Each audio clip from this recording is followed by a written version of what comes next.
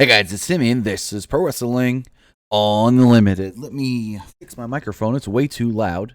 Turn this puppy down a little bit. There we go.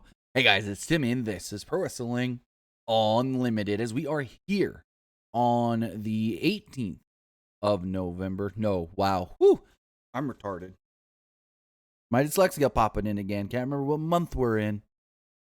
18th of September 2020. Here's the thing with dyslexia, if you talk about like a certain person or a certain month or something like that, right before you say another, you're going to think about what you were just talking about. And I was just talking to somebody about the month of November. So that's why November was stuck in my mind. And I'll just give you guys a little insight as someone with dyslexia. When you talk about something and then you got to say something else, you're going to go back to what you had just talked about most of the time, because that's what's fresh in your mind. And I talked about, the month of November in a 5 to 8 minute conversation. So that's why November's on my mind.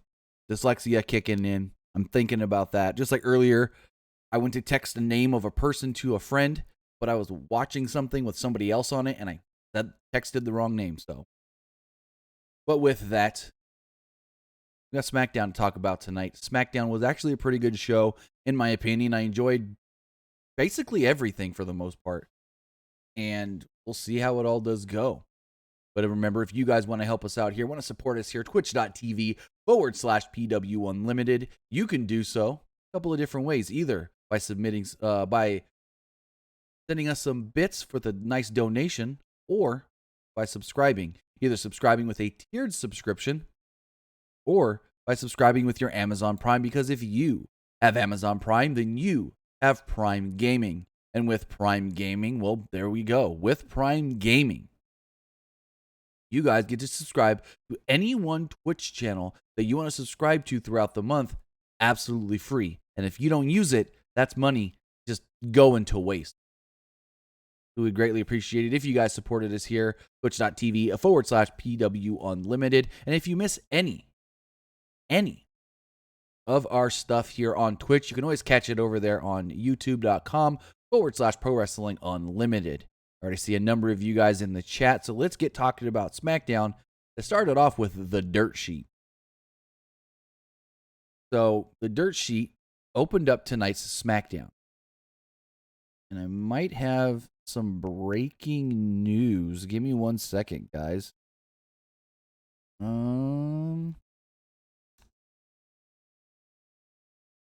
Let's see. What does this say that was just sent to me? Okay. Nothing yet. But there may be some breaking news coming here. I don't know if it's going to be during the show, after the show, or what, but we might, very slight might, have some breaking news. We'll see. The show started off with the dirt sheet. Morrison informed everybody that they're here to get the inside story. They're going to discuss several of the feuds going on, including Bayley, Sasha, Roman, Jey, and Sami Zayn wanting the Intercontinental Championship. They then turned their attention to Otis and Mandy. They showed a clip from Talking Smack where Miz and Morrison announced that Mandy Rose has been sent to Raw. The Miz claimed that now Otis can focus on being Mr. Money in the Bank. Miz promised that Otis would get over this. And according to his friends from Raw, Mandy already has. He pointed out that Dolph Ziggler is now on Monday Night Raw. Morrison noted they dated. But Miz said they Netflixed and chilled. I don't know. Otis's music hit. He ran down to the ring and he attacked both guys. Miz escaped, but Tucker stopped him. Otis hit a caterpillar on Miz and followed this up with the Vader bomb. Otis ran back into the ring and tore the Miz's suit off and left him with nothing more than his tidy whities. I thought this was fine. I got a laugh out of it. I will say for sure this was funny. I really enjoyed it. You make the heels look like goofs. Why not?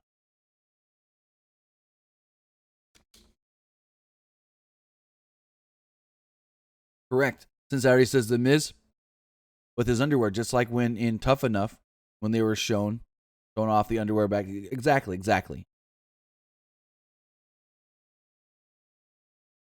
So in the back, Morrison and Miz were there, and Morrison thinks that Miz's plan is backfiring. He said Otis is like the Incredible Hulk. He doesn't like him, and he's mad. I thought that was a funny line. And then Kayla Braxton approached and asked Miz if he has any regrets making Otis mad. Miz then got a phone call and asked if that was enough. He gave Morrison a thumbs up. They smiled and walked off. More on this later. We then see that earlier in the day, Lucha House Party were in the back. Police and Lindsay Dorado argued over who's going to help Gran Metalik and getting ready for the match later, which was actually next. It was Cesaro versus Gran Metalik. They announced that the SmackDown Tag Team Champions, Cesaro and Shinsuke Nakamura, would defend their titles against the Lucha House Party at Clash of Champions. So there's another rematch that we're getting. I thought this match between Cesaro and Gran Metalik was great. I loved it. I enjoyed every bit of it. Early on, Metalik had the brief advantage, but Kalisto and Dorado gave him different advice, and Cesaro took over because they kind of distracted Metalik. Metalik fought back and hit a Hurricane Rana off the second turnbuckle. Cesaro slowed the pace down and worked over Metalik's arm. Metalik ended up on the apron, and Kalisto and Dorado jumped up on the apron and just argued for some reason. This is very weird. This is the part I didn't like. The referee then yelled at them to get back and get down. Cesaro attacked Metalik from behind. Metalik recovered and hit a huge dive to the floor. After a commercial break, Cesaro was firmly in control. He locked on a chin lock to slow down the pace. Michael Cole explained that Nakamura interfered during the break to help Cesaro regain this control. Well, they should have showed us. Because if they did show a replay, I missed it then. I heard him say it, but I didn't see it. The two then fought on the top rope. Metalik hit an awesome-looking Hurricane Rana off the top. He attempted a moonsault, but Cesaro got his feet up. Cesaro then hit a running uppercut in the corner and followed up with a neutralizer to pick up the victory. So Cesaro does beat Gran Metalik. So in the back, Kayla Braxton interviewed Jey Uso. And just for those I've gotten messages about this. Why is Kayla Braxton now wearing glasses? Because she's having LASIK, laser eye surgery this weekend to correct her bad eyesight. And when you have laser eye surgery, you actually can't wear contacts for, I think it's 2 to 3 weeks before the surgery. And that's why I'm talking smack on the bump. And tonight on Smackdown, we've seen Kayla Braxton wearing glasses. She said that she's getting surgery this weekend to correct her eye vision. And there we go. That's why she's been in glasses. And I'm only addressing it because I've actually had people asking me. I, no joke, got messages. Why is Kayla now wearing glasses? Did something happen to her? Nope. Not at all. So, Kayla interviews Jey Uso. They recap the angle from last week when Reigns stole the pin in the main event. Jey stated that Paul Heyman told him that last week was just miscommunication. He said tonight, Reigns promised to have his back. Jey Uso, he vowed to win the Universal Championship at Clash of Champions, but his main focus right now was the Samoan Street Fight. We then got a weird segment from Matt Riddle called Know Your Bro. Basically, he said bro a bunch of different ways to show you what he means when he says those different bros. Like, one bro is happy, one bro is angry, one bro is sad, and one bro is afraid. What the fuck kind of dumb shit is this? I didn't like this at all. I thought this was just, no. Like I said, I liked most things on tonight's SmackDown. This wasn't one of them. We then got a Moment of Bliss. They recapped Bliss using the Sister Abigail and Nikki Cross last week and walking out on the match. Alexa Bliss didn't waste time, though, and she introduced her guest, Nikki Cross. She said, usually my guest tonight will be right here next to me as my co-host, but I need her in the hot seat because we got stuff to talk about. Bliss noted that Bliss then said that basically Bliss asked her why she thinks she has a chance against Bayley because she hasn't beaten Bayley in a long time. All summer, Bayley kept beating her, and that she actually hasn't beaten Bayley since last year. Cross explained that Bayley no longer has Sasha Banks. And every time that she lost to Bayley, Sasha was there. But now Sasha's not. Cross then promised to win the Smackdown Women's Championship. Cross then changed the subject. Pointed out that Bliss hit her with his sister Abigail. Bliss began to talk and said, couldn't explain it. This is when Lacey Evans' music would come out, or would hit and she would come out. She mocked Bliss and both Bliss and Cross. Evans claimed that because Bliss walked away from the four-way last week, it threw her off of her game and she couldn't fully concentrate. She said that's the only reason Cross won, is she couldn't concentrate because someone was missing.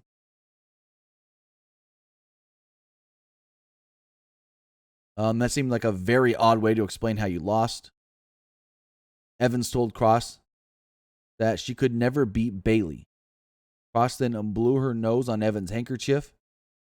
I thought this was all right. This led to Nikki Cross versus Lacey Evans. Alexa Bliss joined commentary. Michael Cole said that asked Bliss about last week and why she attacked Cross. Bliss claimed she was having an off day. Well, Evans had the early advantage in this match. Before the match, though, she put on a bunch of hand sanitizer. Cross briefly fought back, but Evans regained control and worked over the arm. She slowed down the pace with the chin lock, but went back to the arm.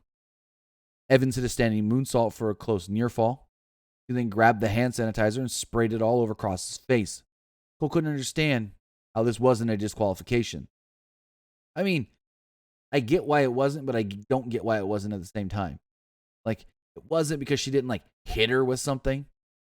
But it's like, you're using a foreign object to impede this match.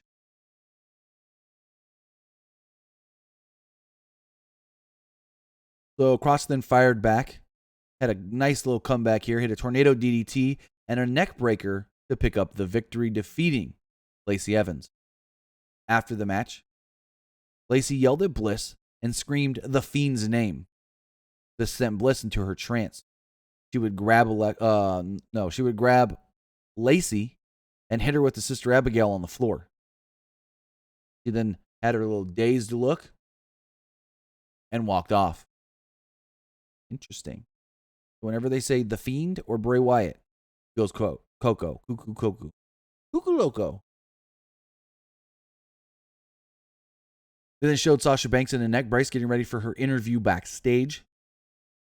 Paul Heyman narrated a video. This is really cool. I like this video. On the Roman Reigns Jey Uso stuff. He talked about the various wrestling families, including the Hennigs, the Harts, the Ortons, and more. Heyman said he's always been close to the Anoa'i family. Heyman discussed the members of the family, including the Wild Samoans, Yokozuna, The Rock, Umaga, and Rikishi. Even though Rock technically isn't blood, he is still linked to the family, kind of. That's the one thing people don't get. Rock is not blood to the Anoa'i family. It's just because his grandfather trained a bunch of them and they were in the same tribe, basically, Samoan tribe, is why they're considered family. But when you really look into it, Rock is not blood with any of those guys. Rock's like the odd man out. The video then focused on the relationship of both Roman Reigns and Jey Uso. Of course, nobody is as dominant as the tribal chief Roman Reigns.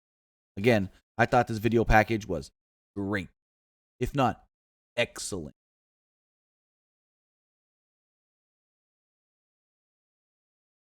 Sasha then did her interview, and we learned that she's not backstage at the Thunderdome.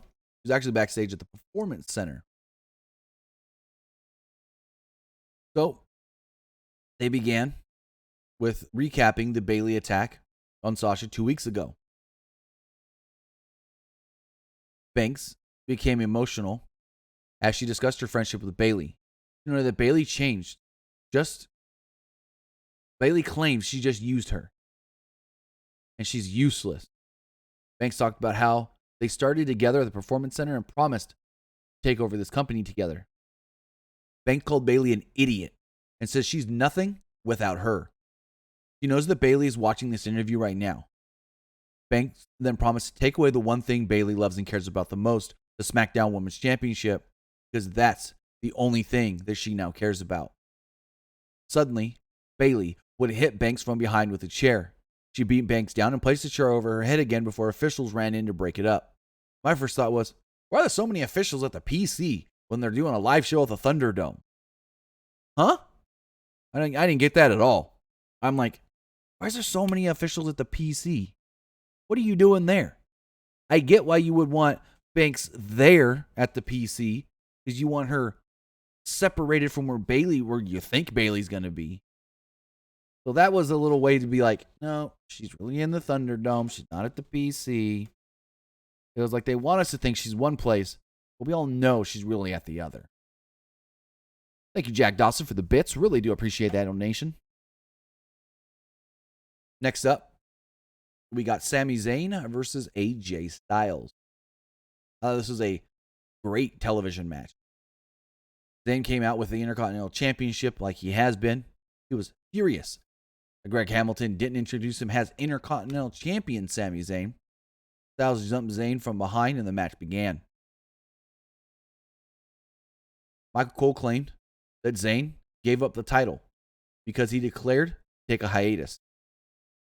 Cole basically said it was his fault. If he didn't leave and take a leave of absence, he wouldn't have lost his belt or been stripped of the belt.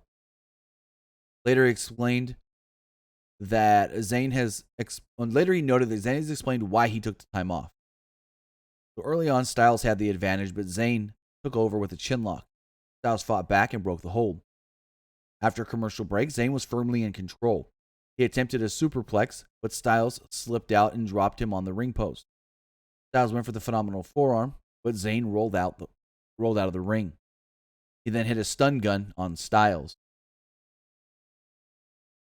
Styles then fought back and hit a neck breaker for a near fall. He traded hard shots, and Zayn rocked Styles with a boot to the face. Styles responded with a Pele kick of his own. Styles fought back and hit a neck breaker for a near fall. He traded hard shots in the middle of the ring. Zayn then rocked Styles. Zayn then hit a blue thunder bomb and got a very close near fall off of it. Zayn hit a turnbuckle exploder, which set up for the haluva kick. Styles avoided that though. Zayn attempted a roll up on Styles, but the referee caught him holding the tights. Styles then rolled him up for a 2. No. I'm wrong there. The referee said he had the tights, Zayn that is. So Zayn was arguing with the ref. Styles rolled him up and got the win off of it. My bad. Styles rolled him up and got the win. Zayn then claimed that Styles held the tights, but the referee said, no, I didn't see that. Jeff Hardy would then run down as Sami Zayn was yelling at everybody at ringside. He attacked Sami Zayn and both Sami Zayn and AJ Styles. He went to pull a table out from under the ring and thought better when he saw a ladder. Hardy then hit the twist of fate and climbed the ladder, but Zayn rolled out of the ring. Hardy was furious as Zayn called him a fraud. He wants to face both Zayn and Styles at Clash of Champions in a triple threat ladder match with the title on the line. Heck yeah.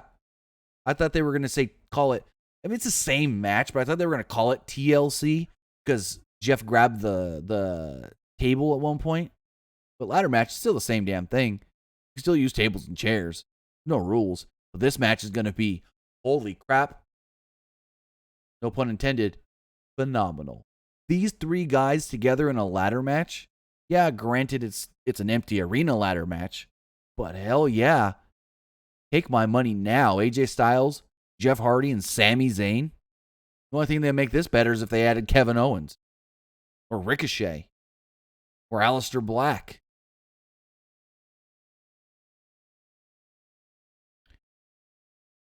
In the back, Otis and Tucker were hanging out when Otis got served with a lawsuit. They looked at the papers and then they went to commercial. When they came back, Tucker tried to explain it all to Otis. He said Miz and Morrison filed the lawsuit because he attacked them. Money in the Bank attacked them. Money in the Bank negligence. I don't know what that's supposed to mean. And the Dirt Sheet is a news program. Thereby, he ruined their freedom of speech. Basically, they said in this lawsuit, either Otis has to go to court or forfeit the Money in the Bank and they'll drop the charges. Tucker told Otis that he needs to find a lawyer. And my first thought was David Otunga. But then I go, no, even better. What if everyone's thinking it's David Otunga? But then Otunga ends up Mrs. Lawyer. What if Otunga is Mrs. Lawyer? I don't know who can be Otis's lawyer. That'd be a good one. Everyone, because no one wants to see Otunga as Otis's lawyer. No one can stand Otunga. So if the guy that they can't stand is with the other guys that you can't stand, whew, that'd be a good one. That'd be a really good one. Otis then said, looks like we're in a little trouble here. And Tucker said, well, no, Otis, you are. In the back, Sheamus and Corbin discussed their upcoming match. Security guard approached them, and Sheamus was happy to see him. Sheamus said that it was genius how he tricked Big E into going to the parking lot last week and getting attacked. Or 2 weeks ago, actually. Security guard was flattered with his job. He told Sheamus that his car is getting towed. Sheamus then ran to the vehicle when Big E would be there waiting. Basically played the same trick on Sheamus that Sheamus played on Big E. Sheamus and Big E started to brawl. Sheamus ran off. Big E then grabbed the security guard and belly-to-belly suplexed him on the windshield. And no, because I got asked this tonight, this was not a heel turn by Big E. I literally got at least a half a dozen messages. Is Big E a heel now? Is Big E a heel? Was that the Big E heel turn that we've been waiting for? No. Not at all. Big E is not a heel after that.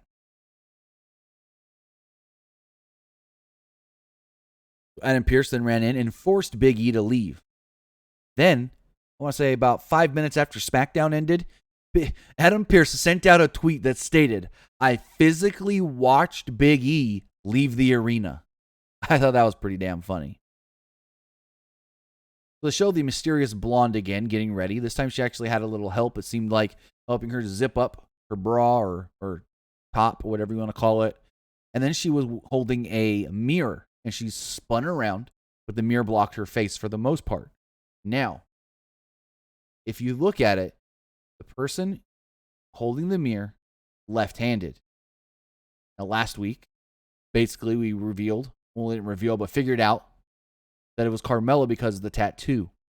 I believe this is still Carmella. Carmella's left-handed. Then move on to Roman Reigns and Paul Heyman as they made their way down to the ring, getting ready for the main event.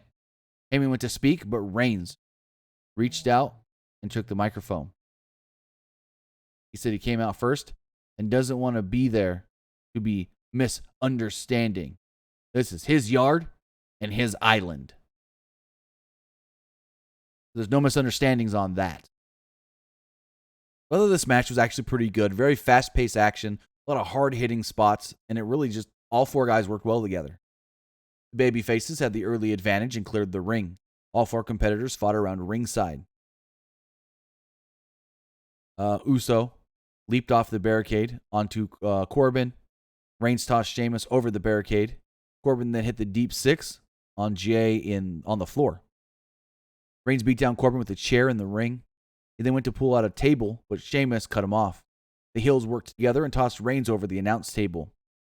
The heels brought the table into the ring and worked over Uso. Jey tried fighting back, but the heels regained control. They then gave Uso a double powerbomb through the table and got a near fall off of it. Reigns then tossed a chair at Corbin. Sheamus tried to give Reigns the white noise on the table, but Reigns followed this up with a low blow. He then hit a Samoan drop on the announce table. Reigns then speared Sheamus through the barricade. Corbin recovered and tossed Jey Uso over the barricade. He threw Reigns into the ring, and Uso hit Corbin with a belt. The Universal title, that is.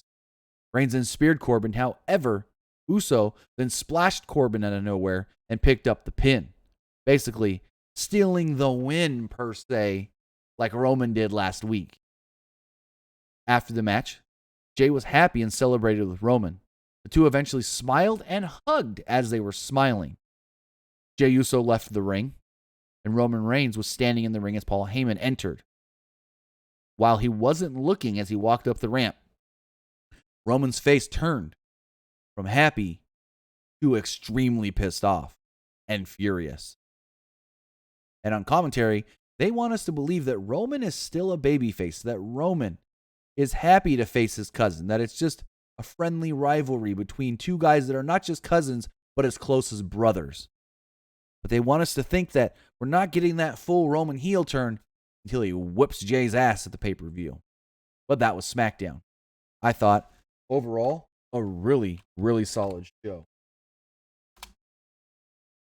So with that, if you guys want to be part of the show, you can do so by texting in to 510-906-1341. Again, the number is 510-906-1341. And if we look here, we do have a couple of text messages. This first person here says, is Bayley versus Sasha happening at Hell in a Cell? That's what I would assume. I haven't been flat out told that, but that's what I'm assuming. And this person here with some fake news, no offense. Did you hear anything about Ricochet leaving WWE? And Wikipedia apparently said that Lacey Evans died or something. All fake shit. Crap.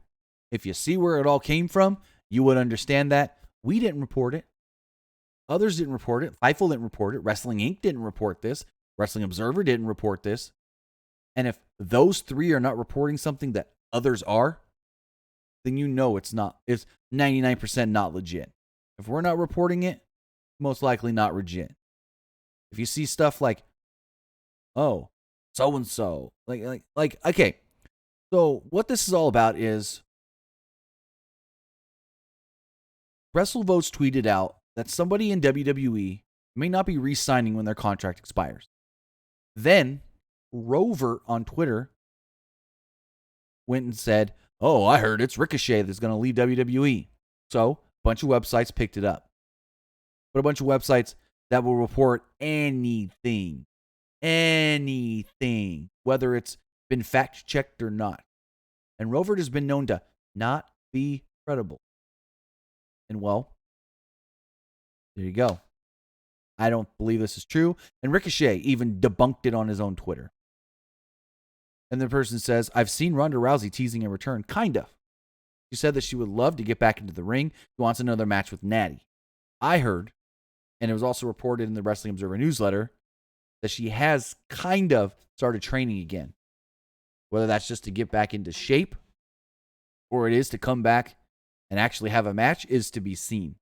But she's been doing some sort of training. I don't know if that's training in a ring or just weight training or doing any sort of MMA training. I know she's not going to fight again, but you can always do MMA training just to stay in shape. So I don't know what Ronda's been training for, but she's been doing what's been said to me and reported in the Observer as training. But with that, guys, that's going to do it for this edition of the Friday Night SmackDown review right here, twitch.tv/PWUnlimited. If you missed any of this show or any of our previous live streams, you can catch those over at youtube.com/Pro Wrestling Unlimited. Remember to follow us on social media, facebook.com/Pro Wrestling ULTD. Follow us over there on Instagram by searching for Pro Wrestling Unlimited. Follow us on Twitter at PWUnlimited. You can also follow me at Timmy Buddy. So with that, guys, have a great night. Have a great weekend. We'll see you back here Monday for Monday Night Raw.